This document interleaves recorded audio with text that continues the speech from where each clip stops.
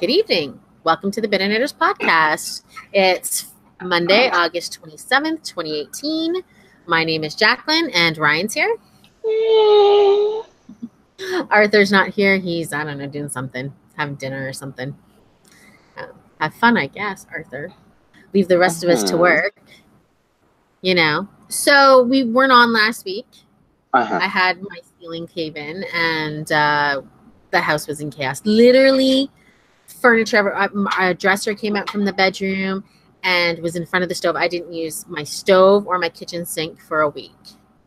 Lies and fallacies. Jacqueline tells she was off to Colombia getting a tummy tuck, getting her Brazilian butt lift, and her titties done.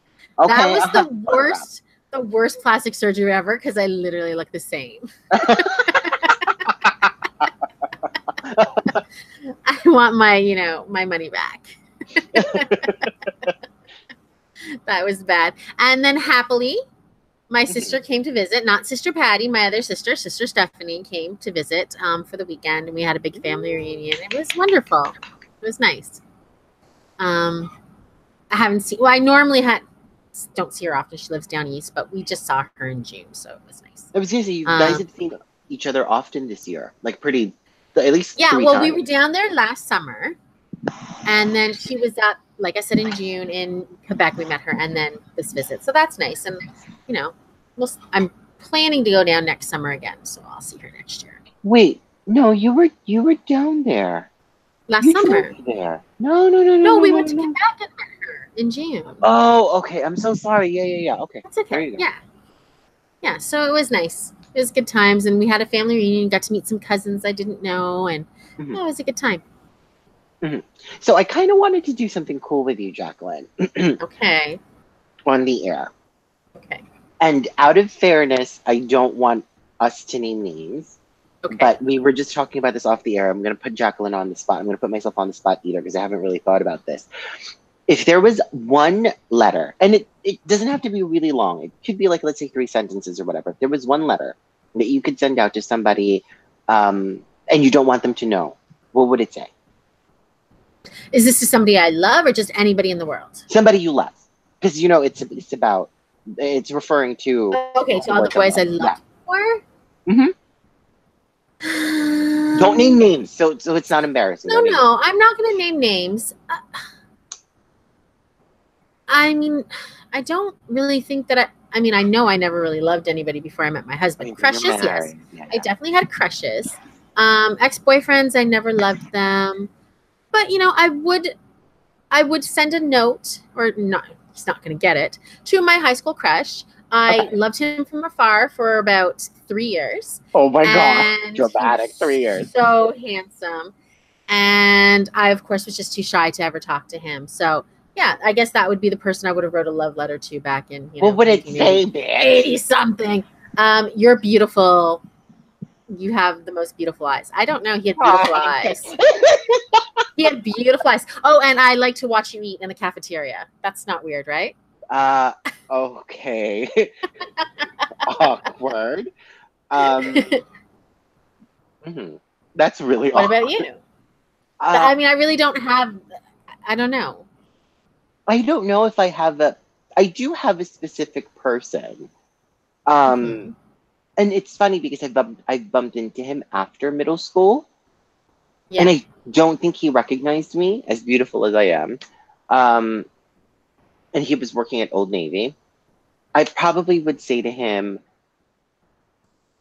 just fuck me. just fuck me. Right to the point. This is all I want. Point, yeah. No, all jokes aside, I probably would say something along the lines of, I wish I had the courage to at least befriend you. Yeah. Yeah, that would probably be all I would say. But, honestly, if I was going to write a note to anybody, not a crush, but to anybody, I would write a note to Jacqueline, who's a teenager, and say, don't be shy. Don't think that you're not as pretty as this person or as skinny as this person. And have some confidence in yourself. You're good enough and you're smart enough, and gosh darn it, people like you. So it's interesting because I was thinking about this a couple of nights ago when I was hanging out with my friend. Shout out to Josie, who's listening. What's up, Josie? I literally said, I would write a letter to me 2 years ago. You know why 2 years ago. Yeah, of course. The hard time in your life. Yeah. Yeah. And I would probably say something along the lines of, you're going to realize what it's like to love yourself. Seriously, because, and I think that a lot of people should do that, like writing letters to yourself, not necessarily loving yourself, because I don't know if you want to love yourself, but writing a letter to yourself. It's such a 90s, 80s kind of a thing. Not a lot of people do that anymore. I don't even think journals exist. I talked about this just with my kids, I think yesterday, or that we used to write. You know, you were talking about my husband would write. We would write letters when we didn't see each other. When you saw each other, you handed the letter. And they weren't always love letters, but they were just like letters, and we would do it in school. So you'd be like, "Oh, I'm in history class. It's so boring. It's going to be over. Ha ha ha. I'll see you after school. At lunch, I'm gonna have fries with gravy," and you know, it's like stuff like that. "Oh my God, I saw so and so in the hallway. He looked so hot today." It was like stuff like that, but we did it all the time because we didn't text. There was no texting. Well, but now there's this instant gratification. I think in texting each other, and it feels so instantaneous. There's no sense of waiting of what the person's reaction would be to and your... you used to decorate the outside of the, you know, the folded paper that you folded up, and there was like a real kind of process. And you know, even if I said it was like just some like silly little note that you wrote for your friend, you still were putting some kindness and some thought into, you know, some real kind of, you know, effort. It's not, but isn't it nice? Because you really, I think when you're texting, you don't really think about what you're going to say. A lot of the times to kind of fill that void, unless it's like that first text that you're, you know, trying to send the, you know, your crush. I'm sure you spend a little more time, you know, with the, what emoji am I finishing this off with, you know? Well, right? Because those got to end with an emoji. Well, but that's all it is. Like, I still don't text with emojis. You've seen me. Like, I get so annoyed with Jacqueline. Like, we have our little private messages with each other through Facebook, and she always does that thumbs up bullshit. I hate it. Yeah, what she does. Because sometimes, what else are you gonna say? Like, awesome. Like, I just do a thumbs up. It's so much easier. But my mom's been doing that too, and I don't know. Like, I've started to question myself lately. Am I as old school as the people I made fun of?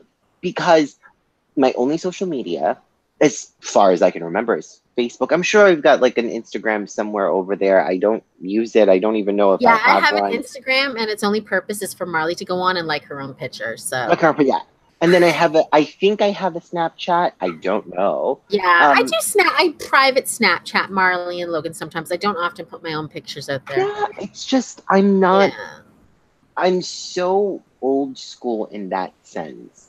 Yeah. Even to this day, I still like getting mail. It's nice to see mail. It's exciting to get mail. Yeah. You know what? The reason why we're talking about letters so much is because Netflix has this huge smash movie that came out a couple weeks ago, 17th actually. It's only been 10 days.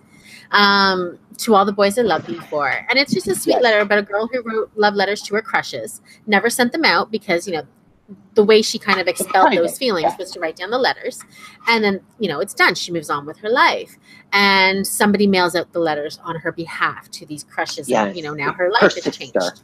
Yes. Spoiler. Oh, I'm sorry. Sorry. Anywho, it's a sweet, cute little movie, and yeah, it's targeted to a teen audience, but I think it's really kind of a cute movie that crosses all those age lines. It's fairly innocent. You know, there's some kissing, obviously, and some, you know, that sort of thing. But I think it's kind of a nice movie. When you think of it, did you watch Kissing Booth, Ryan? No, I never saw Kissing Booth. Okay, The Kissing Booth is on Netflix. That was a huge smash earlier this summer, and I liked it too. But I think that a movie, you know, it's a little bit older than a teenager movie to me. Like, there's like the characters are having sex and all kinds of stuff.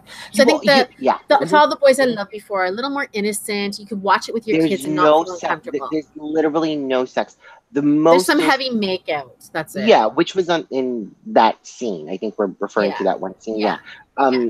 There's not really another movie that I think a lot of people would probably like, and I'm just saying because I love the books, and I was and still am very obsessed with the books. There's 3 of them: Crazy Rich Asians, China Rich Girlfriend, and Rich People Problems.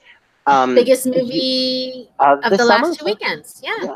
Well, not the summer, but 2 weekends. Yeah. And it had an unprecedented second weekend where it only dropped 6% in the box office in sales. That's crazy. That's crazy. So go out and see it. I definitely want to see it. I just don't know when I'm gonna When you go think and see about it. 60%, you think about the margin of error. Yeah. On the Yeah. Richter scale. Exactly. You know what I mean? Like, yeah. it's huge. And I'm not just saying this because I'm Asian. I'm not just saying that. It was when I read those books. At first, I remember being at Barnes and Nobles, seeing the covers, right? Mm-hmm. And I was like, what the fuck is Crazy Rich Asians? And I read this book and I fell in love with it. And then, you know, come the second book and then the third book, I was like, oh my God, this is really, really interesting. And then I did research on it because I couldn't wait. The books were coming out or whatever. And lo and behold, Warner Brothers had greenlit the movie to be directed or whatever, to be filmed rather. Yeah. And it is I think it's such a nice movie. I think a lot of people should see it, not just because, you know, representation matters, whatever. Fuck that if you don't believe in that. But it is a very wholesome, cute little movie. It teaches you a lot of life lessons. And there's an homage that they paid to Joy Luck Club, which was the very last movie of 25 years ago that was done with an all Asian cast. All Asian cast, yeah. With the last scene, I think it's like the mahjong scene, and I think a lot of people should see it. It's very, very interesting. You will forget that these characters are Asian. I think it's because it's in English. I think because it's a story, right? Yeah, I can't wait to see it. I think it sounds wonderful. I have a question though about the title because I've been wondering this. So, Crazy Rich Asians, is it because they're mad rich, or is it because they're just crazy people, or is it both? So the movie doesn't justify the richness that the book portrays. Yeah. But it is exactly what it means. Crazy rich. So they're so rich, it's crazy. Like, we're talking, Kevin Kwan says this, the author of the books.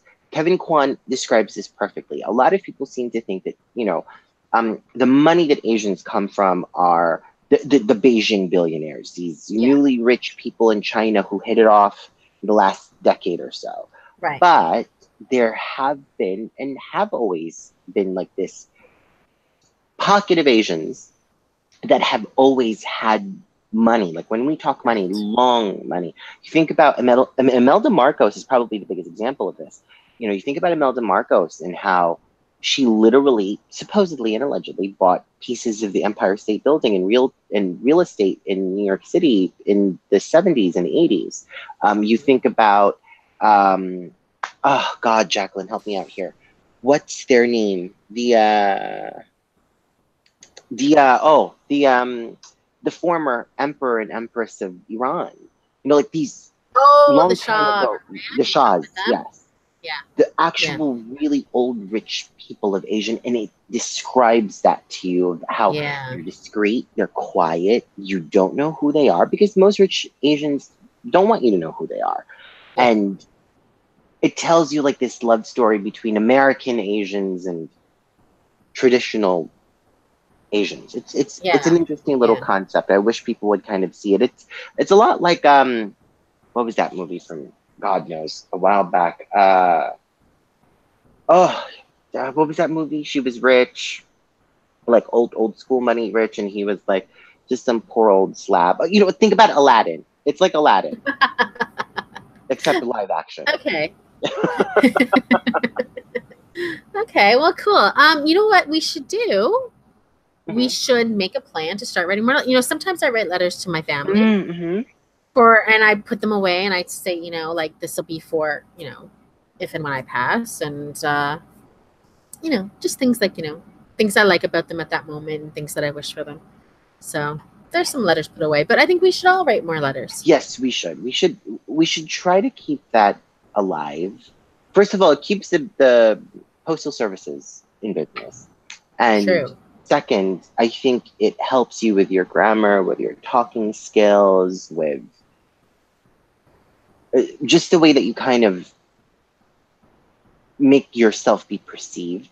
Yeah. A lot of the time when you're texting, people would be like you, and they just put a you there, or your, they'll put you are. Yeah, yeah. It teaches you to spell. It teaches you to I don't know. I'm such a nostalgic freak right now. I think it's great if people would just start writing, even if it's letters that you're not going to send out. Yeah, just write them down. Think of it as like a little journal. Think of it as something that you sent out, whatever. Yeah, I think we should. I'm being a little bit of a priss. Go ahead. Sorry. Let's talk about the big story of the weekend. Yes. The passing of Senator John McCain. John McCain. I mean, everybody knew that this would be coming. He had brain cancer, and they tried, I guess, to do some treatments. Friday, they announced that he was going to stop treatments, and he died Saturday. Yeah. The White House flew the flag at half-mast for one full day, and then today it went back up to full mast. Very disrespectful, in my opinion. Sorry. I have no comment. Yeah, I mean, he got shamed. People were outraged, and now it is back again at half-mast after half the day today. But, just come on, people. Well, I get you don't like it's always been 3 days. Yeah. Yeah. This is a sitting senator. It's not somebody who left the Senate 10 years ago. But this is somebody that didn't mince words if he didn't agree with 45. This is somebody that didn't take kindly to some of the horrible insults that he'd made about his wife and about his service to the country. This is a man who was a POW for 5 years. Yes. When deals were made for other POWs to leave, he stayed and said, take them first to go home. He was tortured. I didn't know this. My brother-in-law told me that his torture was so bad that he could no longer lift his arms above his head because of the injuries he received. And I didn't always agree with how he voted because I did think that he kind of was against a lot of the social issues that I believed in. Of course. But, we can all remember when he stood on the House floor and turned his thumb down and refused to vote with the health care. And the reasoning for that was because he said, I don't think we should be rushing into these kinds of decisions. Yeah. When you think of the essence of John McCain, he was and is, in a sense, still the maverick that we imagine him to be. It is such a shame that a lot of the Republicans now don't stand up to the sitting president the way that John McCain, the John McCain I remember did. The fact that John McCain back in 2008, when he was campaigning to win the presidency, had shut down a woman. The biggest story about him, shut down a woman who called Barack Obama an Muslim and a terrorist. Yeah, an Arab. That's right, an Arab. And he said that Obama was a decent, good man. A family man. Yeah. And that, they may not agree on their policies, but he respected him as an American. But I don't think that there's a lot of brave men and women in the Republican Party today that would say something or just be, and I'm not trying to make this political, right? But just be that voice of reason that I think we're all looking for at this point. A lot of news has broken out in the past week. It's been a very heavy news week when we took a break. Extremely heavy news week. I mean, you guys have no idea how heavy the news was. My phone was off the chain, always dying at the end of the day with Manafort, Cohen, which we'll get to later on. His little meltdown again. Omarosa's her multiple big reveals. It's been a huge story week. And it makes and this is what kills me is this is a chance for 45 to kind of curry some favor. And he couldn't let the pettiness go. No, of course not. Couldn't let it go. So there's not even, I can't even scrounge up a scrap of respect for him, because at least if he'd been and put out a really nice statement about him and, kept the flag at half-mast. He made one little Twitter about he was an American hero and, served our country. That's it. He didn't have to go on for 10 or 15 minutes. Flower. Exactly. There's no spelling mistakes, so it wasn't him. But the last letter that Senator McCain wrote just before his death was released today. And, it's a beautiful letter. I don't know if you read it. He mentions, the one thing I want to read is, this is the quote: "We weaken our greatness when we confuse our patriotism with tribal rivalries that have sown resentment and hatred and violence in all corners around the globe. We weaken it when we hide behind walls rather than tear them down. when we doubt the power of our ideals rather than trust them to be the great force for change that they have always been. Mm-hmm. Yeah. Mm-hmm. Very, very heavy statement. Yeah. I mean, he's coming from Arizona. That's always been A red state. Immigrants coming in over the walls and the borders, right, from Mexico. So, I mean, he knows what it's like to be in a border state. And he still is saying, tear down those walls. But even he disagreed with Meghan McCain's husband, who is one of those alt-right people. No offense to him. I'm sure she loved laying in bed with people like that. But there is a sense of principle that I could never... And this isn't about Meghan McCain. I respect Meghan McCain. Well, we all have different political opinions from our parents and our in-laws, right? However, me as a person, right? I could never lay in bed with somebody who went completely off the rails of what is the fundamental belief of what I think is. Does that make sense? I could never do that.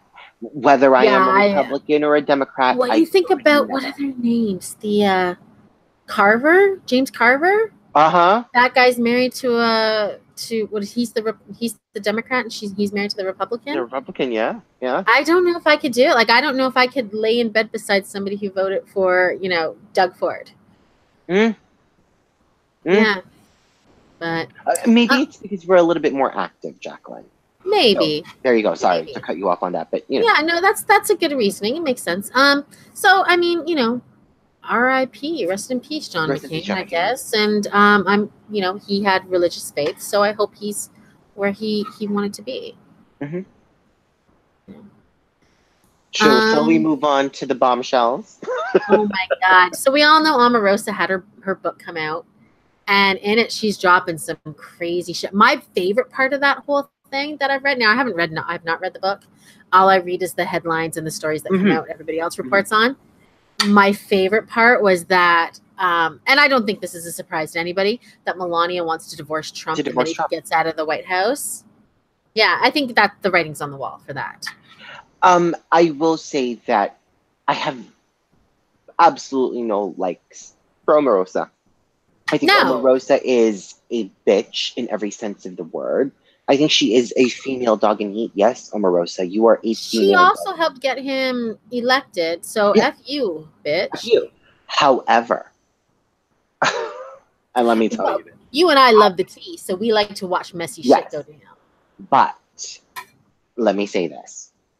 After watching countless interviews of Omarosa, Madrigal, Newman, used to be Stalwart, this is a smart, calculated, educated woman. And that nobody could fucking deny. This girl will be the end of him. This will be...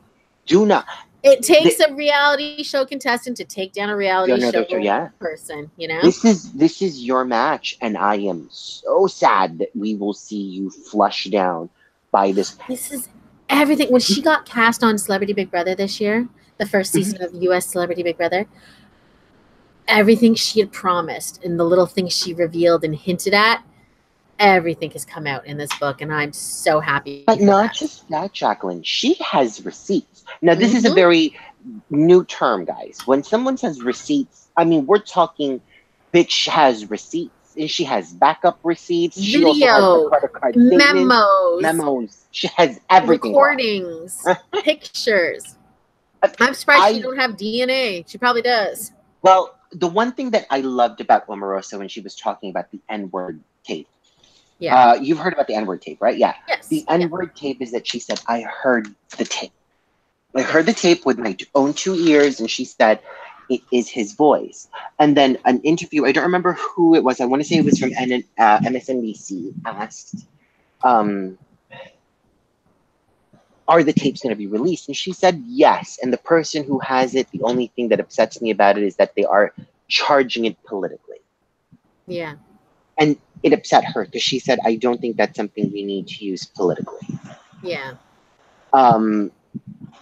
this is a very educated woman. We forget this is her second tour of duty. She was in the Clinton house. In the Clinton White House. Oh, was it Clinton? No, Clinton. Yes. Oh.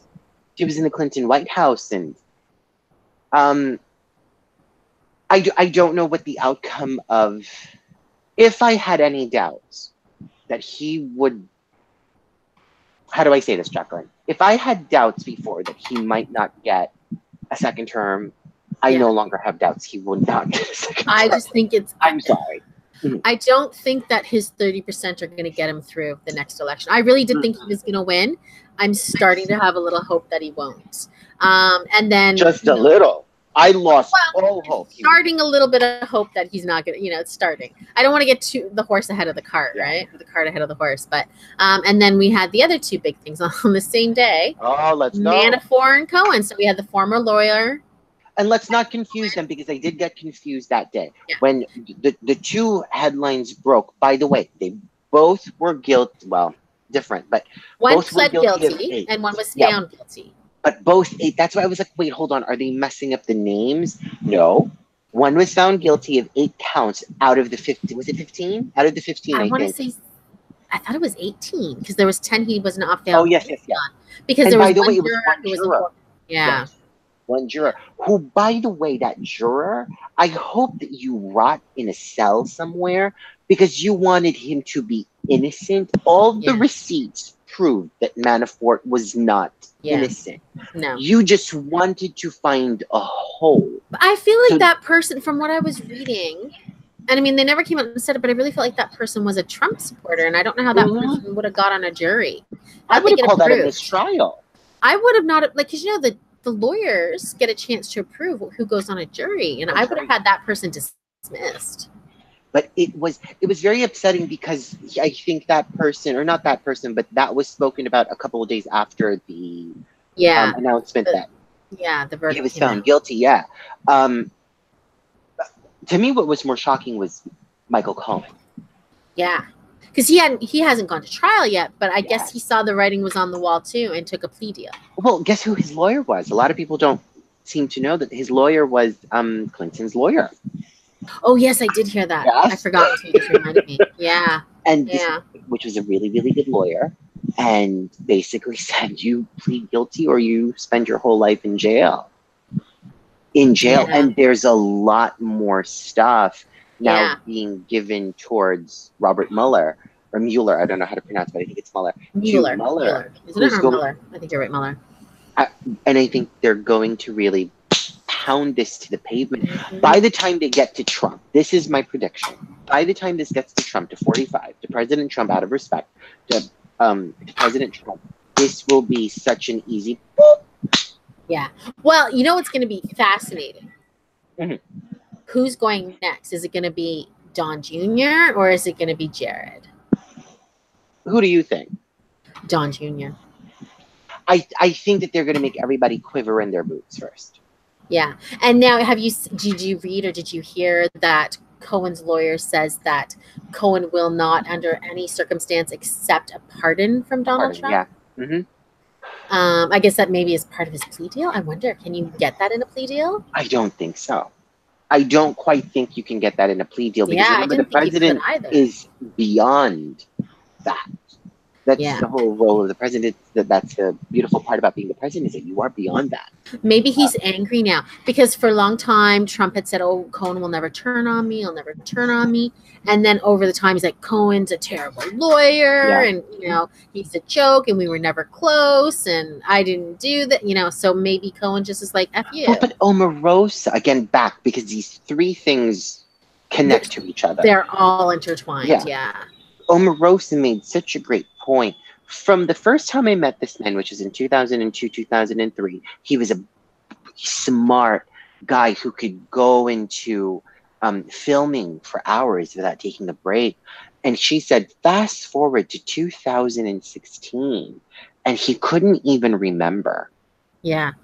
What he said yesterday. He's in his 70s. Like, I'm sure he's got some, dementia starting. Like, no offense. I'm not trying to say all old people lose their minds. We're not doctors, so we don't get sued. We're not doctors. I'm already losing my freaking mind, and I'm only in my 40s. So, That's why I think this is such an interesting. The one thing that I kind of am a little upset with Mueller and Mueller about is you need to pound this now because we're dragging this out. Well, he's got to get This the is too evidence. He's dragged out. got to follow the breadcrumbs. And if you move too soon without all the evidence, you know, 45 could slip through his fingers. Well, what's your prediction?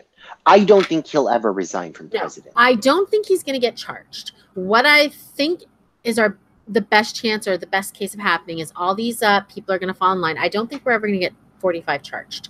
But I do think that if the Democrats win the houses in November, we'll have an impeachment and Trump will be bye-bye. Oh. Well, but an impeachment doesn't necessarily mean you're leaving the White House. Well, I think he'll have to leave. I think he'll be forced to leave. What do you think will happen with Pence?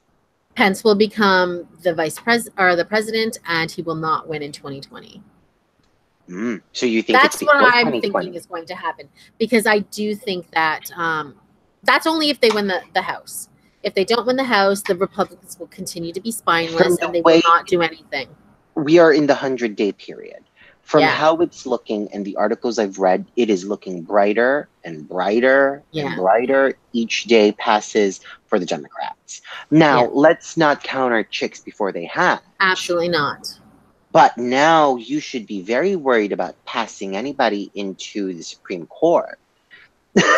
Because the Democrats will like they should not approve this Kavanaugh person. They don't even have the proper paperwork. Like normally they go through all this vetting process and all this paperwork is made, documents are made available to, whoever, I guess who's the Congress that decides. Or is it both? I don't know a lot about your guys' government policies, but I know that there's paperwork that people have to look at and documents, and then they get questioned in front of, the people by the politicians. And I know they're trying to rush it through without the proper documents. And I think that's like, what shady. The hell?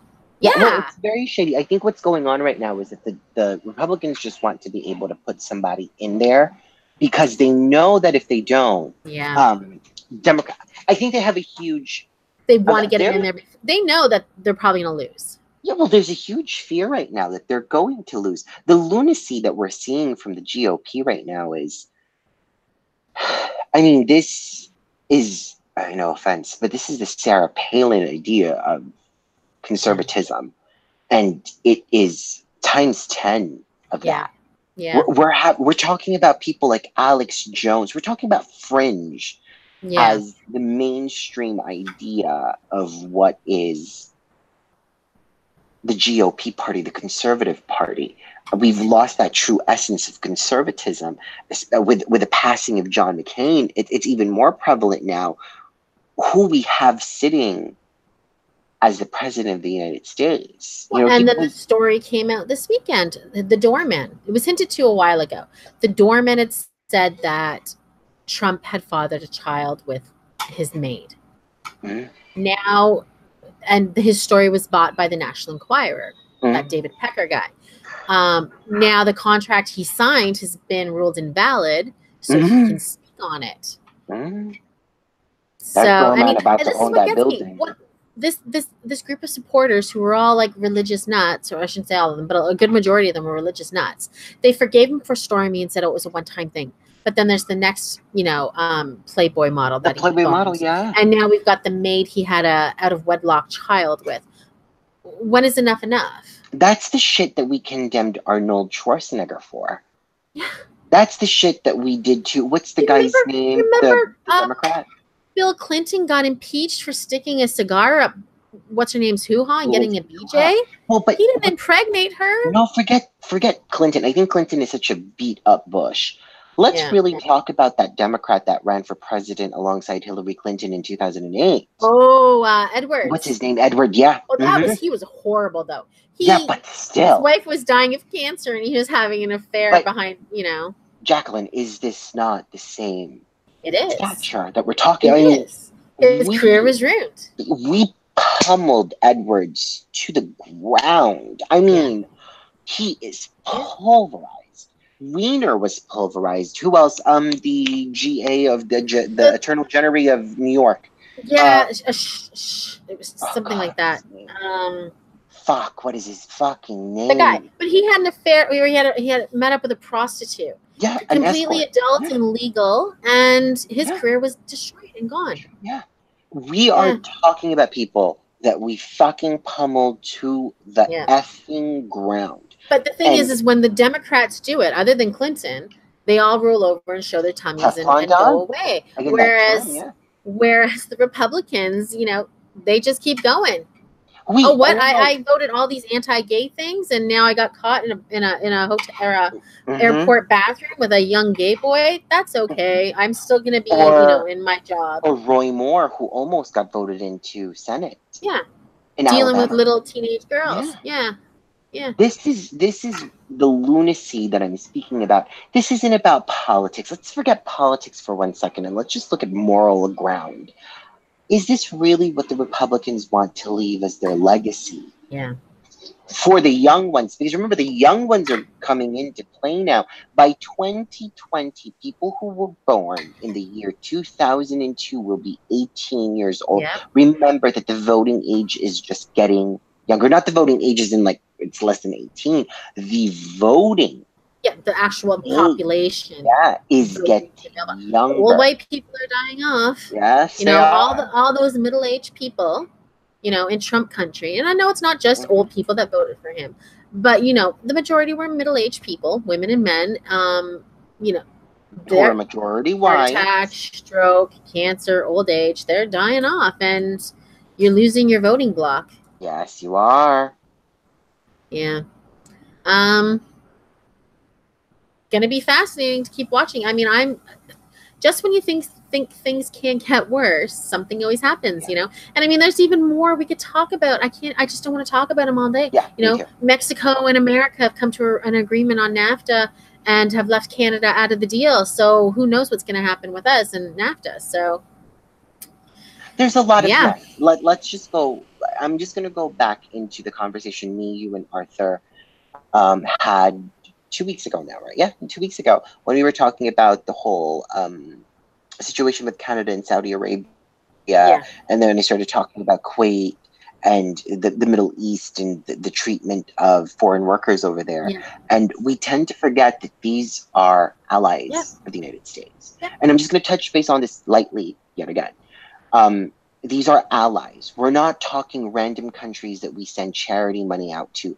These are real allies of ours, ones that jump into battle for the United States of America when worse, people tend to forget that the Philippines. Not even just battles. We're talking about when there's a tragedy, Katrina, a fire, an earthquake. We all go to help, and I'm not just saying we go to America and help them. We go to all these countries. If Philippines has a catastrophic event, Canada sends foreign aid. We send food, water, medical supplies, workers to help you. The same as in America. The same as in, Saudi Arabia. The same as in Iraq. We all try to help each other because it's the human thing to do. Yeah, well, but we're losing this touch of who our real friends are, and we're laying down with our, I don't want to say enemies, we're laying down with Russia. We're laying down with China.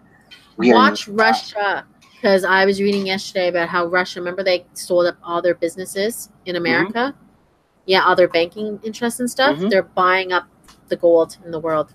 Watch them. They're planning something. Yes, they are. Yes, they are. As much as we want to focus on North Korea, watch the Russians. The Russians have been quiet so far. They're causing a lot of chaos worldwide with elections, right? We know that. Now they're causing, they've been working with Syria. They got their ear in China. They got their ear in North Korea. Watch them. Let's move on. Oh, you want to finish? Go ahead. No. Go ahead. Okay. Well, I was just going to say, this guy is going to be the downfall. But go ahead. Yeah. Very quick update. I don't think we need to talk. We've talked about this. Nothing much more is happening with that. A judge has ruled that Tyrone McInnes, this is the kid that won the money with his aunt, Barbara Reddick, in Nova Scotia. He cannot spend any of the money.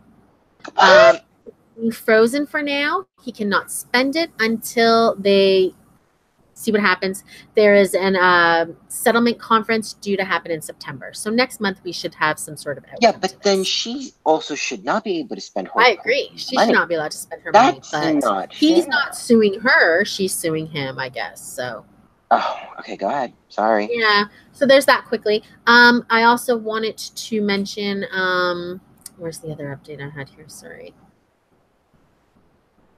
I don't see it. Anyway, let's go on to this story because this is one of the other stories I kind of teased when I wrote our little synopsis.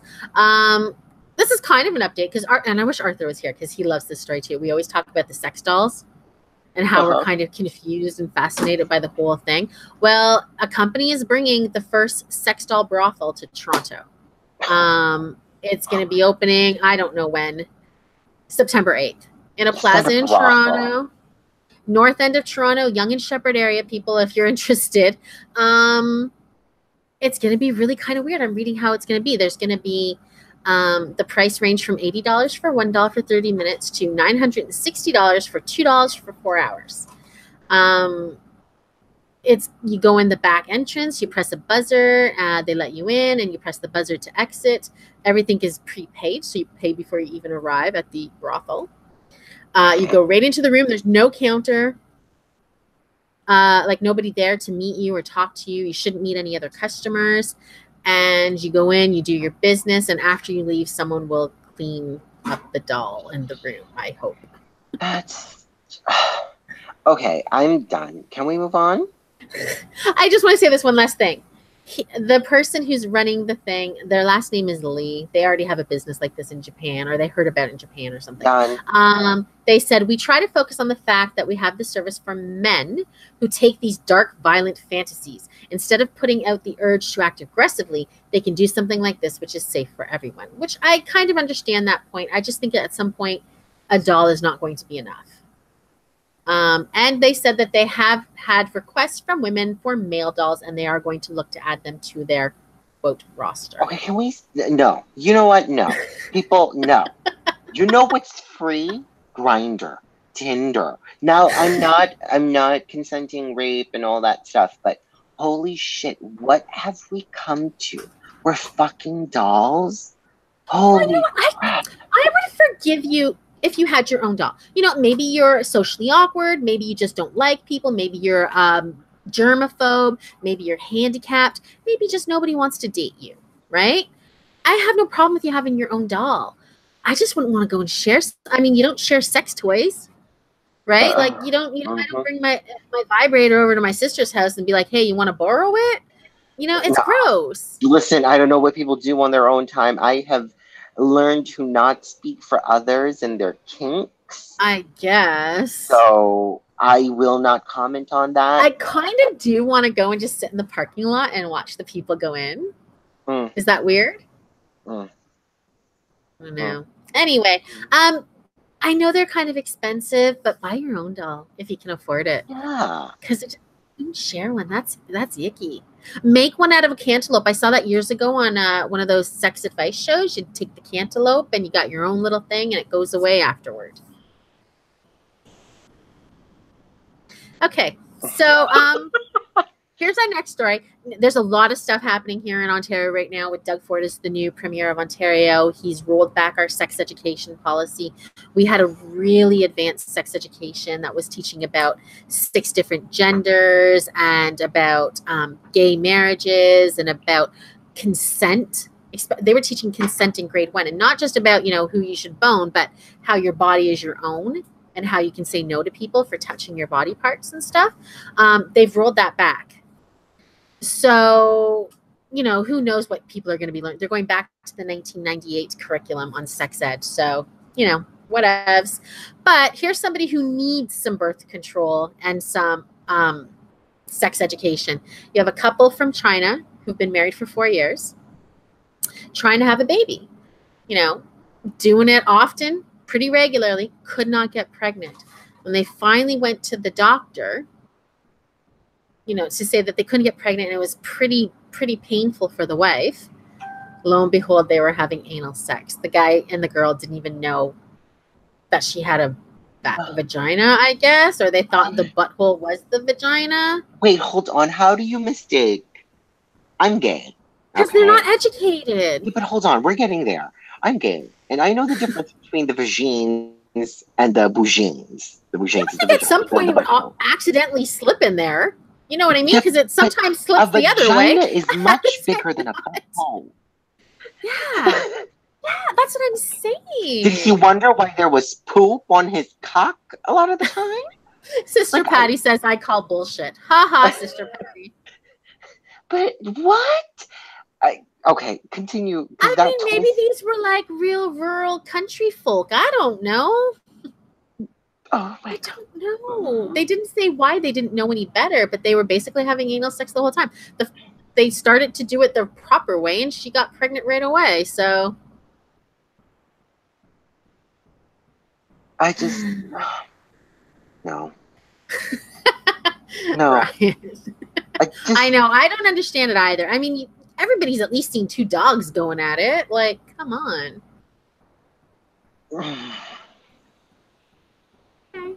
Okay. I have no comment, because how do you mistake? I'm gay. I get my bougins touched often, you know. Mm-hmm. I'm not like a virgin. So yeah. How do you mistake? Okay, story time. I have slept with men who may not have been experienced in the anal aspect of things, right? Yeah. And they know what that looks like.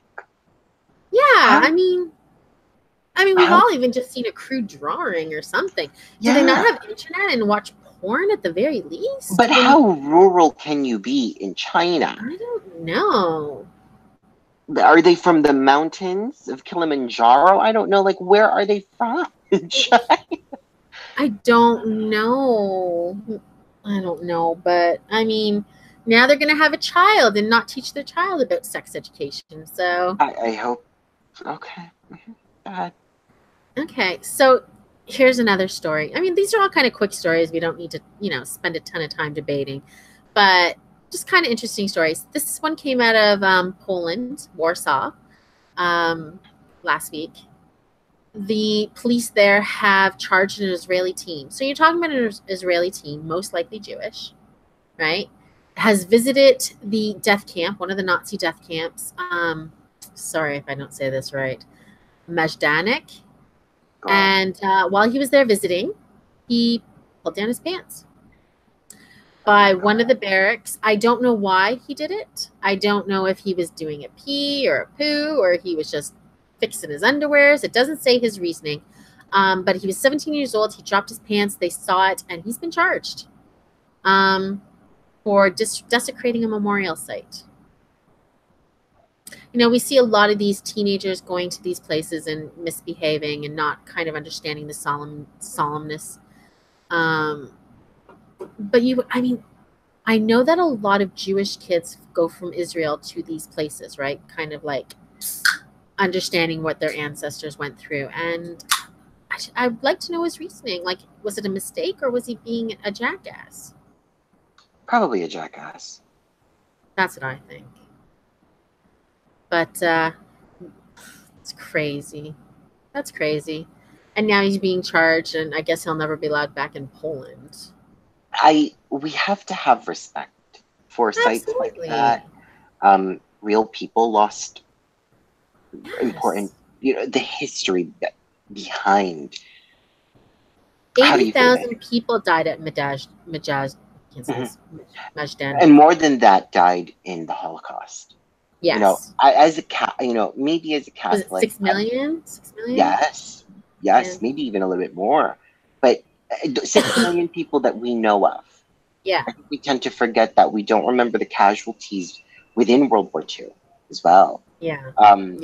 But I'm trying to find the words here. I think that it should be a global crime to even make fun of the Holocaust. It's a serious event. A lot of people lost family members, and some are still kind of battling through their PTSD, and then their own children are kind of the effects of what happened to them. You know what I mean? And it is sad. You don't pull your pants in the middle of fucking, I'm not even going to try to pronounce it, and think, oh, ha, ha, ha, that's funny. It's not funny. It's not a funny thing. It reminds me so much of that story. I'm sure you remember when we were still on the other station, and you were talking about a story of this young kid who did something so stupid, I think, to like a U.S. monument. It's not funny. Yeah. Have some sort of respect. Yeah. You know, for sites like this. Yeah. It's meant to be a peaceful, solemn sight. Exactly. You know? Well, Sister Patty says Ozzy got arrested for peeing on the Alamo. So, oh my God, I got a itchy throat now, and I'm choking. Let's talk about this one because I know you're going to have some thoughts on this. This should be good. Mm-hmm. People are getting plastic surgery. Now, people have been getting plastic surgery for a long time. But now people are starting to get plastic surgery for a phenomenon called Snapchat dysmorphia. They're trying to look like their Snapchat filters. What? You know how like the Snapchat filters give you those big eyes and probably like, you know, little pointy chins in a lot of cases. People are literally going and doing that to look like that all the time. Okay. I have a little thought on this. Okay? It's going to make you laugh. I was hanging out with my friend who kept saying to me, oh my God, you know, let's take a picture. And Jacqueline, you know me, I don't like to take pictures. No, I know. And so that's going to be the great thing when we meet up. There'll be almost no pictures. Pictures, yeah, because I hate photographs and I know so do you. But when we were taking the pictures, she was doing it on Snapchat and she was doing like the filters that you're speaking about. Yes. And it's going to make you laugh. She takes a picture. Of course, her face, she has pimples. Not adult acne, but she has pimples. Yeah. Took the picture and she's like, oh, I hate you. Your skin is amazing. I said, oh, it's normal to me because, you know, again, it's my skin. Yeah. So come to find out, she was like, let me take a normal picture of just us. No filters. I said, okay. She's like, what the fuck? Why is there a filter on your face? I said, I don't have a filter on my face. What are you talking about? No, I'm getting to a point here with the whole thing. Yeah. And she's like, she would just the whole night touch my face. Oh, that would make me annoyed to stop touching my face. And I'm like, what are you doing? She's like, is your skin real? Like, are you wearing makeup? She grabbed a makeup wipe. She grabbed pure alcohol, rubbed it on tissue. And she was like, what the fuck? And she was like, you're like a walking, talking Snapchat filter. And as you bring this up, I'm by any means, to anybody who knows what I physically look like, I do not look like a Snapchat filter. I would need 5 Snapchat filters to even look decent. But you do have nice skin. Thank you. Well, at least that. But yeah. No, you're handsome too. Shut up. I don't understand why people would pay to look like a fucking rabbit. Yeah, or a little deer, or yeah. No, I know. You know what? Here's the thing: is you put the filter on, you're like, oh, because it does make your eyes look nice and big, and you know your skin does look nice. I get it, because you know I see a lot of girls sharing their pictures, and I'm like, that's a Snapchat. You know, you don't look like that, honey. I know what you look like in real life. So I used to tell people all the time about the real catfish is not the one who's faking his pictures online or her pictures online. It's the one who's posting pictures of him or her. And you meet them and they're like, whoa. Yeah. Who it's are like you? You're completely different. You know, you're kind of looking like this person, but not quite. You know, you got the fat girl angle. I do that too. Trust me. We all do. I do. Yeah. Yeah. But I just, you know, if you really hate your nose, I get it. You're going to get a nose job. I have no problem with that. If you have thin lips, you're going to get a little, don't go crazy. Don't go like, you know, Meg Ryan or, you know, a Kardashian and get crazy full lips, but you know, like just learn to love yourself, because even the most beautiful person, you know, if you took a picture of what the world voted as the most beautiful person in the world, is going to have things they don't like about themselves. Well, but it does bother me a little bit because I have this very disformed idea of what I look like, Jacqueline. You know this. I mean, Jacqueline and I know each other personally for almost a decade now. Yeah. And I don't think of myself as, you know, this thing that a lot of people compliment me on. And a lot of the times I find myself in the middle of someone kind of going on a compliment war with each other. And people always say, again, the number one thing I always hear is, oh my God, you have nice shoulders. Oh my God, you have a nice face. Oh my God, you have great skin, or blah, blah, blah, blah, blah. Yeah, yeah. But what you don't get to hear is someone saying, you speak very eloquently. Yeah. Or you're very bright. You're very smart. I don't care so much about the physical aspect of a person. As I've gotten older, again, I'm saying this, as I've gotten older, and older is not necessarily age. As I guess I've gained more maturity and wisdom, I realized a lot of that thing doesn't really matter anymore. You should get validation through other things. Like when you're younger, you don't really have much to be validated on other than, just achieving to be alive still, right? So you have your looks, right? So yeah, as you get older, I mean, I like when my kids tell me that they think I'm a good mom, or when Scott tells me I'm a good wife, and I feel happy by that, right? I mean, granted, I like when my son says to me, "You look really young today, Mom." That makes me happy. I have a thing where every shift when I work at work, I try to find somebody and give her a compliment. So if I see, oh, your outfit is so cute, I'll say that to somebody. Because I think people like to hear nice things every once in a while. Most strangers won't come up to you and tell you you look really pretty today. So do I. I mean, yeah, I try to say that to at least one person.